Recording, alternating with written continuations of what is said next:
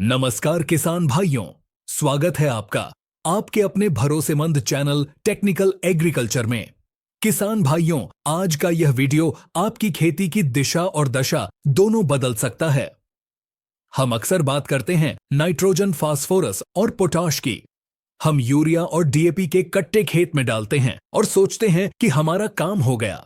लेकिन क्या आपने कभी सोचा है कि भरपूर खाद डालने के बाद भी कई बार आपकी फसल में वह चमक क्यों नहीं आती? पैदावार उम्मीद से कम क्यों रह जाती है? या फिर फसल में अचानक पीलापन क्यों आने लगता है? इसका जवाब छिपा है उन तत्वों में जिन्हें हम अक्सर नजरअंदाज कर देते हैं। जी हां, आज हम बात करेंगे खेती के 3 सबसे महत्वपूर्ण सूक्ष्म पोषक तत्वों के बारे में।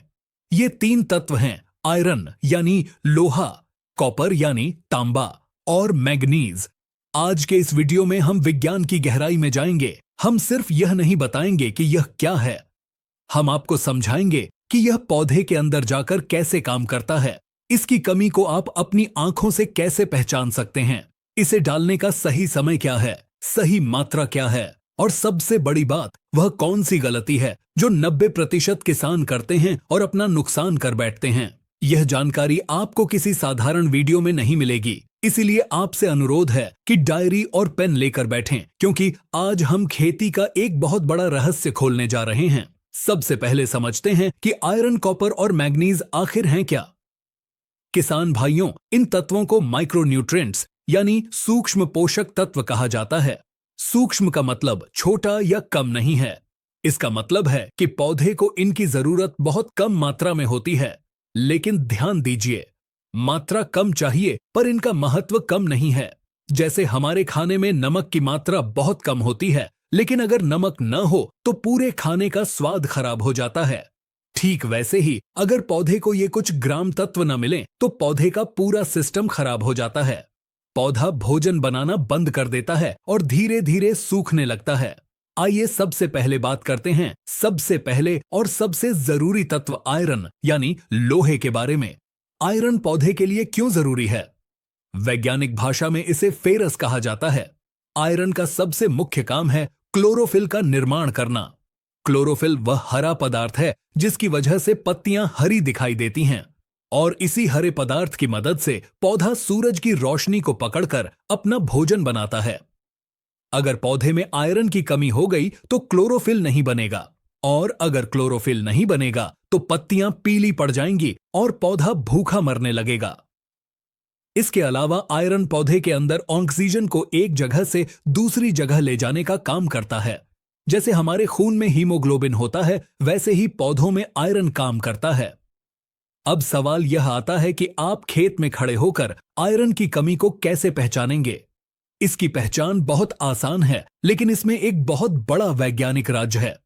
आयरन पौधे के अंदर अचल होता है। इसका मतलब है कि यह पौधे के अंदर एक पत्ती से दूसरी पत्ती में नहीं जा सकता।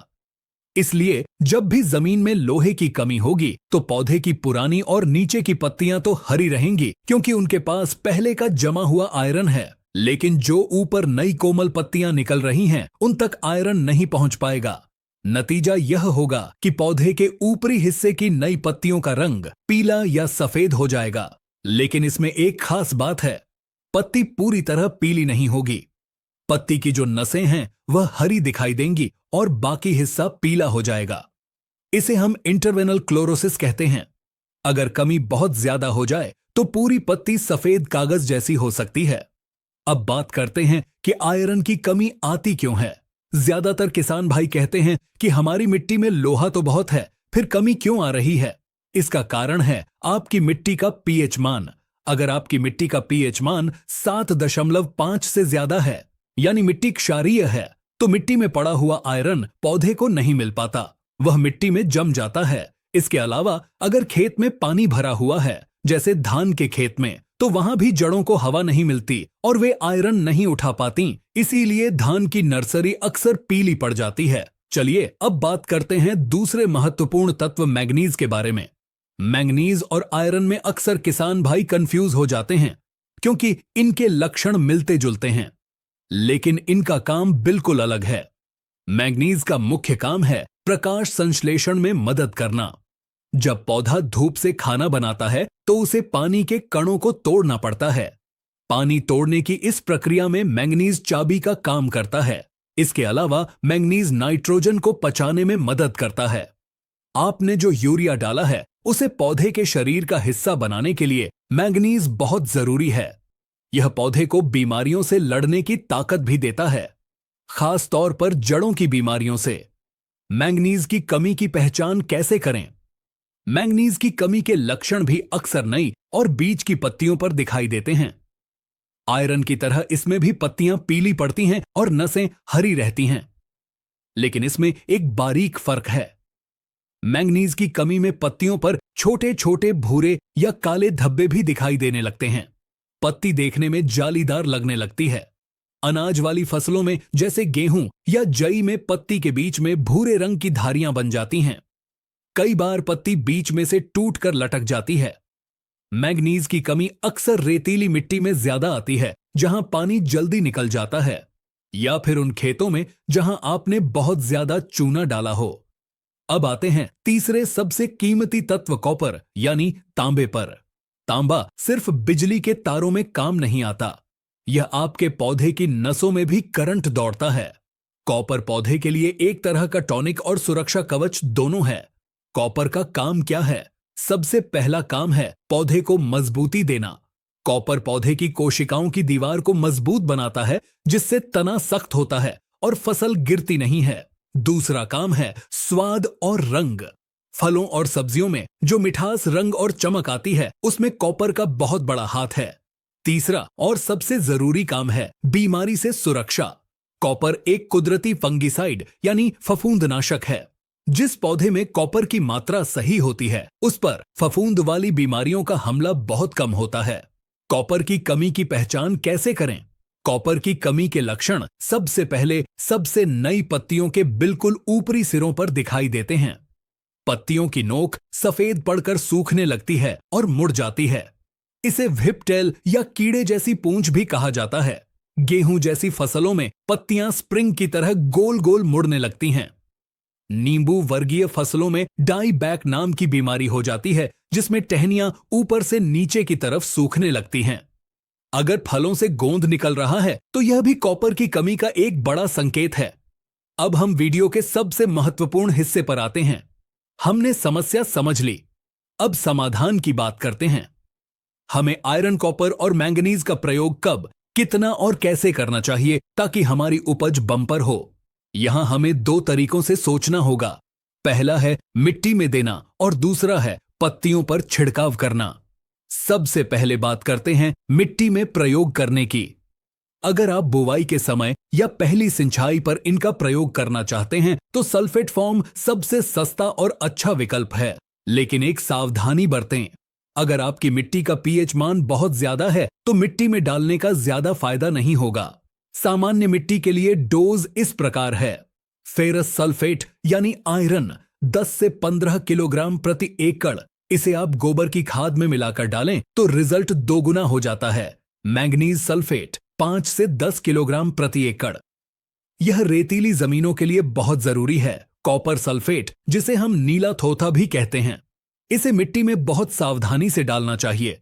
आमतौर पर 2 से 4 किलोग्राम प्रति एकड़ काफी होता है।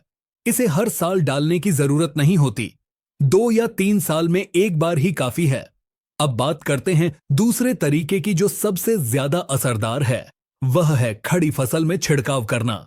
चूंकि सूक्ष्म पोषक तत्वों की कमी अक्सर तब पता चलती है जब फसल खड़ी होती है और मिट्टी में डालने का समय निकल चुका होता है।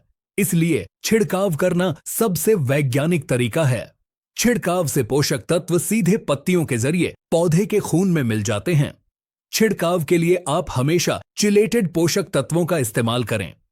चिलेटेड का मतलब है कि पोषक तत्व के ऊपर एक सुरक्षा कवच होता है जो उसे खराब होने से बचाता है और पौधा उसे तुरंत सोख लेता है। बाजार में यह EDTA के नाम से मिलता है। छिड़काव की सही मात्रा और समय को नोट कर लें। सबसे पहले आयरन का छिड़काव। बाजार में यह फेरस EDTA 12% के नाम से मिलता है। इसकी मात्रा आपको रखनी है 1 ग्राम से 1.5 ग्राम प्रति लीटर पानी।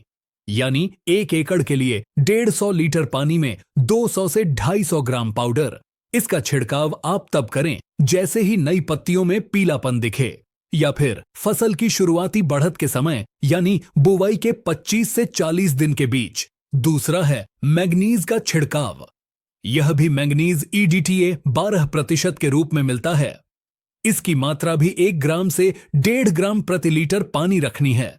इसका छिड़काव कल्ले फूटते समय या फूल आने से ठीक पहले करना चाहिए। गेहूं और धान में इसका छिड़काव गाभा अवस्था में बहुत फायदा करता है। इससे दाने चमकदार और वजनदार बनते हैं। तीसरा है कॉपर का छिड़काव। कॉपर का छिड़काव करते समय बहुत सावधानी रखनी पड़ती है। इसकी थोड़ी सी भी ज्यादा मात्रा पत्तियों को जला सकती है। इसीलिए कॉपर EDTA 12% की मात्रा आप आधा ग्राम से 1 ग्राम प्रति लीटर पानी ही रखें, यानी एक पंप में 10 से 15 ग्राम। इसका छिड़काव फूल आने से पहले या दाना बनते समय करना चाहिए। क्या हम तीनों को मिला सकते हैं? यह सवाल बहुत से किसान भाई पूछते हैं।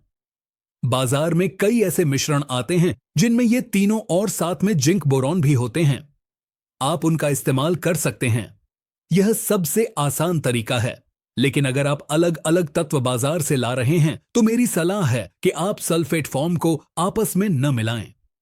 चिलेटेड फॉर्म यानी EDTA को आपस में मिलाना ज्यादा सुरक्षित है। एक बहुत जरूरी चेतावनी, कभी भी फास्फोरस वाली खादों के साथ इन सूक्ष्म पोषक तत्वों को टैंक में मिक्स न करें, जैसे कि 1261-0 या 052-34 के साथ आयरन या मैंगनीज को न मिलाएं। ये आपस में रिएक्शन करके एक पत्थर जैसा पदार्थ बना लेते हैं जो पौधे को नहीं मिलता और नोजल भी चौक हो जाता है। अगर मिलाना बहुत जरूरी हो तो हमेशा चिलेटेड फॉर्म का ही प्रयोग करें। सल्फेट फॉर्म को कभी मिक्स न करें। चलिए अब बात करते हैं कि अलग अलग फसलों में इनका क्या विशेष महत्व है। धान की फसल में आयरन की कमी बहुत आम है, खास तौर पर नर्सरी में। अगर नर्सरी पीली पड़ रही है तो फेरस सल्फेट के घोल का छिड़काव करें।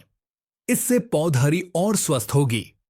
रोपाई के बाद अगर खेत में पानी भरा रहता है तो भी कई बार आयरन की कमी आती है। ऐसे में पानी निकालकर खेत को थोड़ा सूखा दें और फिर छिड़काव करें।